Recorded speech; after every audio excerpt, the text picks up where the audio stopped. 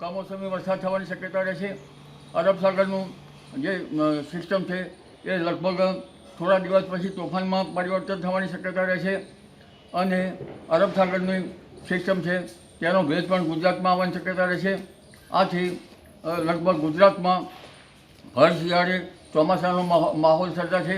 એટલે હવે ધીરે ધીરે લગભગ સુરતના ભાગો, આહવાના વલસાડના ભાગો, મુંબઈના ભાગોમાં વરસાદ થશે. મુંબઈના ભાગોમાં ભારે વરસાદ થવાની શક્યતા રહેશે અને આ માસના અંતમાં અને લગભગ 3-4 નવેમ્બર સુધીમાં ગુજરાતના ભાગોમાં હર શિયાળે ચોમાસું આવે તેવી શક્યતા રહેશે, જેમાં સૌરાષ્ટ્રના ઘણા ભાગો, કચ્છના ભાગો, આ ઉપરાંત ઉત્તર ગુજરાતના ભાગો અને મધ્ય ગુજરાતના ભાગો, વડોદરા તેમજ લગભગ ખંભાત, સાતપુરા અને મહેસાણાના ભાગો, બનાસકાંઠાના ભાગો તેમજ પંચમહાલના ભાગોમાં કમોસમી વરસાદ થવાની શક્યતા રહેશે અને આ વરસાદ જે છે ભર શિયાળે ચોમાસા જેવાની શક્યતા રહેશે.